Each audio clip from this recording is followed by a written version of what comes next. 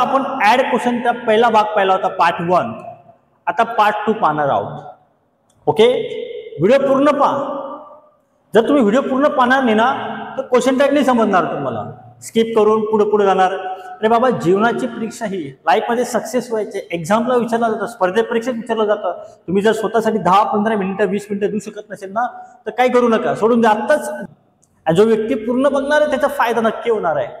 Okay, reels बघायचे असेल त्याच्यासाठी आपला टाइम असेल, जो आपलं एज्युकेशन, जो आपलं काहीतरी चांगलं शिकायला भेटणार आहे ना तर वेळ निघणार आहे. आपण ही गोष्ट कधी लक्षात ठेवायची. आणि माणसाची शोकांतिका ही जे जेव्हा वेळ निघून जाते ना तेव्हा त्याला जाग येते. ओके, जोपर्यंत ती वेळ आहे ती समजून घ्या. आणि माणूस हुशार व्यक्ती तोच असतो जो दुसऱ्यांच्या अनुभवातून शिकतो. स्वतःच्या अनुभवातून तर सर्व शिकणार आहेच, बरोबर आहे. पण नुकसान काय होणार आहे माहिती तुम्हाला? स्वतःच्या अनुभवातून तुम्ही शिकलात तर तुमचं वय निघून गेलेलं असेल आणि हे वय कोणासाठी थांबत नाही. लक्षात ठेवायचे. ही जी घडी ना ही फास्ट जाते, फास्ट. लक्षात ठेवा. आज 3 तारीख असेल, 4 तारीख असेल, हा वर्ष केव्हा संपेल हे तुम्हालाही समजणार नाही. मी पार्ट 2 तुम्हाला समजवतोय. तर बघा, मी पार्ट 1 मध्ये काय सांगितलं होतं की वाक्य जसं तसं घ्यायचं, कॉमा द्यायचा, हेल्पिंग वर्ब घ्यायचं, नंतर सब्जेक्ट काय मी तुम्हाला सांगितलं आणि शेवटी काय घ्यायचे, क्वेश्चन मार्क घ्यायचं. एवढं समजलं? जे पण सांगितलं होतं वाक्य होकारार्थी असेल तर नकारार्थी करा, नकारार्थी असेल तर होकारार्थी करा. ओके, मग आता बघा सब्जेक्टमध्ये कोणते आले पाहिजे ते बी सांगितलं होतं तुम्हाला. सब्जेक्टमध्ये बघा I, he, she, it, they, we, you, there. यांच्या व्यतिरिक्त कोणतेही क्वेश्चन टॅग मध्ये सब्जेक्ट घ्यायचं नाही. आता एक वाक्य घेऊ तुम्ही बघा.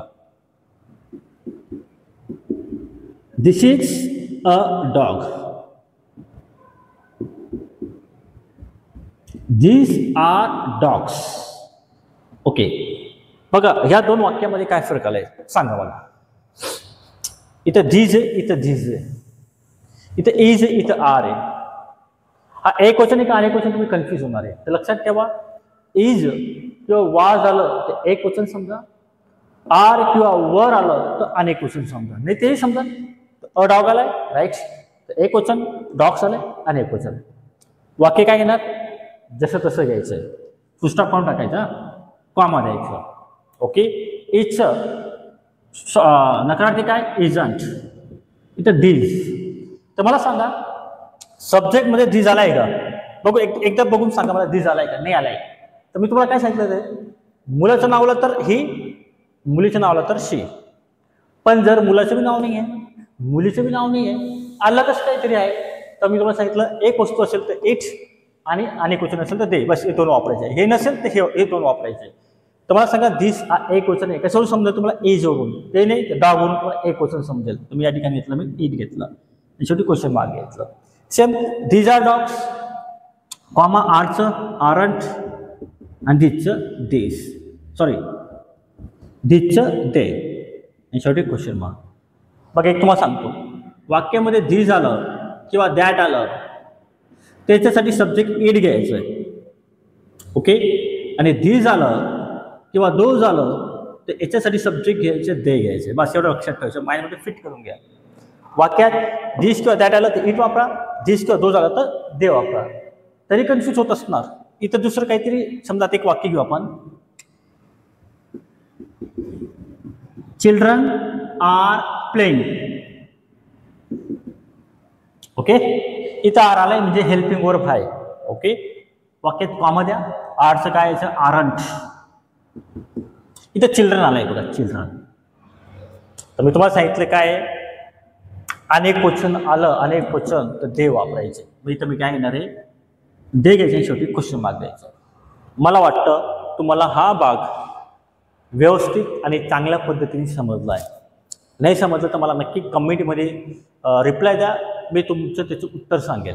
आता आपण पुढचं क्वेश्चन टॅगचा भाग बघणार आहोत. मागचा भाग समजला आता लास्ट भाग सांगतो. क्वेश्चन टॅग खूप मोठे आहे, लक्षात ठेवा. कमीत कमी 3-4 तास लागून जातील तुम्हाला डीपमध्ये शिकवायचं म्हटलं ना. 2 ते 3 तास क्वेश्चन टॅगला परफेक्ट शिकण्यासाठी 2 ते 3 तास लागते. शॉर्टकट नाही, हे तुम्हाला मी 10वी 12वीच्या लेवलचं शिकवतोय. तुम्हाला MPC UPCच्या लेवलचं शिकायचं असेल ना, तुमचं डोकं आउट होऊन जाईल. खूप हार्ड आहे पण खूप सोपं पण आहे. जर तुम्हाला हे बेसिक आलं ना, बेसिक क्वेश्चन टॅग, तर ॲडव्हान्स आपोआप होईल. जे लोक स्पर्धा परीक्षा देत आहेत त्यांनी फक्त मला कमेंट करून सांगा की सर आमच्यासाठी एक स्पर्धा परीक्षेची एक सिरीज सुरू करा. मी खास त्याच्यासाठी एक स्पेशल माझं प्लॅनिंग चालू आहे, नवीन चॅनल ओपन करायचं. पण जेव्हा मला ह्या चॅनलला तुम्ही चांगला सपोर्ट केला ना, तर मी 100% स्पर्धा परीक्षेचं ग्रामर सुरू करणार आहे. तुमचं मी ग्रामर नेहमी सांगतो, मी एवढं सोप्या पद्धतीने शिकवणार आहे आणि ते मी डीपमध्ये शॉर्टकटमध्ये मी शिकवणार स्पर्धा परीक्षेचं ग्रामर. हे फक्त 10वी-12वीच्या लेवलचं ग्रामर आहे. ओके, तर मला वाटतं तुम्हाला एवढं समजलं. आता बघा, मागच्या वाक्यामध्ये आपण पाहिलं की वाक्यात हेल्पिंग वर्ब आलं तर आपण ते घेतो. समजा वाक्यात हेल्पिंग वर्बच नाही आलं तर काय करायचं, हा तुम्हाला प्रश्न पडला असेल. तर बघा तो काय करायचं, नियम तोच आहे. वाक्य जसं तसं घ्या, काहीही चेंजेस करायचे नाही. हेल्पिंग वर्ब नसेल, हेल्पिंग वर्ब म्हणजे काय, am, is, are, was, were, can, could, should, may, might, must, do, dull, did, XYZ हे वाक्यात नसलं सांगतो मी. तो काय घ्यायचं, वाक्य नसेल तर कॉमा द्यायचं. ओके, वाक्य जर कधी V1 असेल, इथं V1 असेल तर तुम्हाला वापरायचे डोंट. काय वापरायचं तुम्हाला, डोंट. V1 आहे त्याला एस लागला असेल तर तुम्हाला काय वापरायचे, डझंट. ओके, आणि V2 असेल तर तुम्हाला काय वापरायचे, डिडंट. एवढं लक्षात ठेवा, बस माइंडमध्ये फिट करा. आणि त्याच्यानंतर तुम्हाला काय यायचं, सब्जेक्ट आणि शेवटी क्वेश्चन मार्क.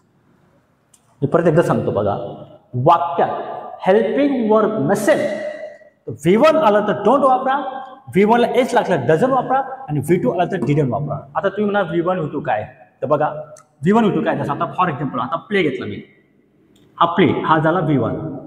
ओके, क्रियापदाचं पहिलं दुसरं रूप म्हणजे त्याला हा प्ले. मी तुम्हाला आता शॉर्टकट सांगतो. हा प्ले हा एडी आहे, हा झाला V2. हा प्लेड आहे, राईट, हा झाला V3. आणि V4 करताना हा प्ले, त्याला काय लावायचं, ING, हा झाला तुमचा V4. मग हा जो V1 दिसतो, V1 जर V1 आला साखरी नाही पाहिजे, हेल्पिंग वर्ब नाही पाहिजे, तर डोंट घ्यायचे. काय यायचे तुम्हाला, डोंट. आणि हा जो V2 आला, V2, तर तुम्हाला काय यायचंय, डिडंट घ्यायचं. याचा काही संबंध नाही, यांच्यामध्ये साखरी येतं, या वाक्यामध्ये साखरी येतं, म्हणून याचा काही प्रॉब्लेम नाही. मी काय सांगितलं, यांच्यामध्ये साखरी येत नाही फक्त, म्हणजे या दोघांमध्ये हेल्पिंग वर्ब येत नाही, यांच्यामध्ये येतं. आता डझन केव्हा वापरायचा, हा जो V1 दिसतोय, V1 हा प्ले दिसतोय तुम्हाला, प्ले, राईट. याला जर येस लागला, येस, तर तुम्हाला काय यायचं, डझन घ्यायचं. काय यायचं तुम्हाला, डझन घ्यायचं. मला वाटतं तुम्हाला समजलं का, नाही समजलं अजून एकदा, आता एक दुसरं घेतो उदाहरण म्हणजे तुम्हाला लोक. हा गो आहे, V1 आहे, वेंट आहे, V2 आहे, गॉन V3 आहे, गोईंग V4 आहे, राईट. आपलं फक्त यांचा विचार करायचा आहे, यांचा काही विचार करायची गरज नाहीये. हा V1 आला आहे म्हणजे आपला घ्यायचे डोंट, हा V2 आलाय आपलं काय घ्यायचे डिडंट. एवढं समजलं. आणि हा गोला जर कधी हा गो आहे त्याला येस वापरला, येस, हा येस दिसतोय, तर तुम्हाला काय वापरायचंय, डझंट वापरायचंय, डझंट. आता समजलं तुम्हाला. आता हेल्पिंग वर्ब नसेल तर काय करायचंय, डोळे बंद करून डोंट, डझंट आणि डिडंट. आता तुम्हाला मी एक्झाम्पल देऊन समजवतो. आता बघा, हे वाक्य घेतलं मी, I play cricket, we play cricket, they go to school. मला सांगा कुठं दिसते का तुम्हाला, कुठं दिसतंय तुम्हाला की साखरी आल्या या ठिकाणी, साखरी म्हणजे हेल्पिंग वर्ब आले दिसते कुठं तुम्हाला, हेल्पिंग वर्ब नाही दिसत आहे. मग इथं काय आलंय, V1 आलाय, तिघी वाक्यामध्ये V1 आलाय. जर तुमचं V1, V2, V3 पाठ असेल तर तुम्हाला काही अडचण येणार नाही. तुम्हाला आता मगाशी काय बोललो, V1 आला तर डोंट घ्यायचे, वाक्य जसं घ्या, कॉमा द्या. नंतर काय यायचं तुम्हाला, डोंट, आणि सब्जेक्ट आलाय आय, आणि शेवटी क्वेश्चन मार्क. मी तुम्हाला खूप डीपमध्ये खूप डिटेलमध्ये शिकवतोय. एवढं बारीक गोष्टी कोणी शिकवणार नाही, लक्षात ठेवा. ते यूट्यूबला शिकवतोय तुम्हाला मी. ओके, तुमचा जर रिस्पॉन्स चांगला आला ना, तर ग्रामरची एक सिरीज करून टाकेल, आणि एकदम सोप्या भाषेत चंदवाईज काय तुम्हाला एकदम असं वाटेल, चंदवाईज.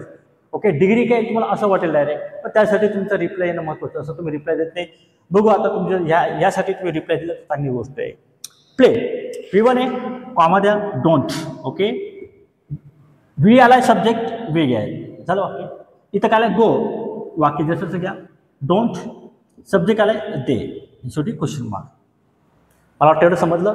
समजा मी तिघे वाक्यांना येस लावला, येस, ओके, येस लावला. तर समजा आता फॉर एक्झाम्पल मगाशी काय बोललो, V1 आला तर डोंट घ्यायचे, इथे काय लागलं, येस लागलं V1 ला. बघा इथे दिसतं तुम्हाला, इथे पहिले कोणत्याही प्रकारची हेल्पिंग वर्ब नाहीये.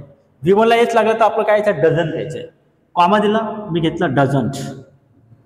डझन घेतला, सब्जेक्ट नेहा म्हणजे मुलीचं नाव आहे म्हणून मी काय घेणार आहे, शी, शेवटी क्वेश्चन मार्क.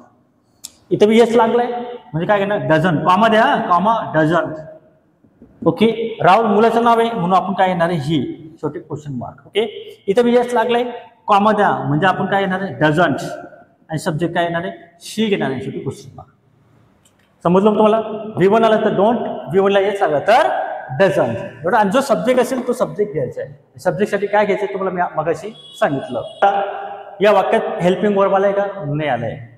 इथं काय आलंय बघा, V2 आलाय. ओके, तुमचं V1 V2 पाठ असेल तर समजा. तर बघा V1 आलं तर डोंट, V1 ला येस लागलं तर डझंट, आणि V2 आलं तर काय, डिडंट. वाक्य जसं तसं घ्या, कॉमा नंतर डीड घ्या म्हणजे डिडंट, सब्जेक्ट काय आलाय, आय घ्या, शेवटी क्वेश्चन मार्क. इथं V2 झालाय म्हणजे काय येणार, डिडंट. काही लोक डिंट म्हणतात, काही लोक याला डिंट म्हणतात. ओके, नंतर सब्जेक्ट V. इथं वेंट आलाय म्हणजे काय आलाय, V2 आलाय म्हणजे कॉमा घ्या, नंतर तुम्हाला काय यायचे, डिंट, आणि सब्जेक्ट कोणता आलाय, दे, आणि शेवटी काय जायचे, क्वेश्चन मार्क द्या. मला वाटतं तुम्हाला क्वेश्चन टॅगचं बेसिक समजलं असं मला वाटतं, मी असं गृहीत धरतो. कधी लक्षात ठेवा, क्वेश्चन टॅगचे नियम भरपूर आहेत. हे आज जे शिकवलं हे तुम्हाला फक्त बेसिक शिकवलं, मी ॲडव्हान्स नाही शिकवलंय. लक्षात ठेवा, हे 10वी आणि 12वीला 100% विचारलं जातं. आणि जेव्हा तो स्पर्धा परीक्षेला सुद्धा असं विचारलं जातं, पण स्पर्धा परीक्षेला अजून एक वेगळ्या पद्धतीचं विचारलं जातं.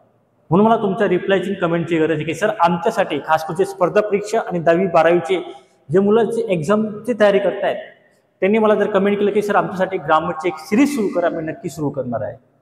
फक्त ग्रामर नाही, तुम्हाला स्पीच रायटिंग, लेटर रायटिंग हे सर्व शिकवणार आहे. आणि ज्या मुलांनी इथपर्यंत व्हिडिओ पाहिला त्यांचं कौतुक आहे, त्यांना लाईक आहे.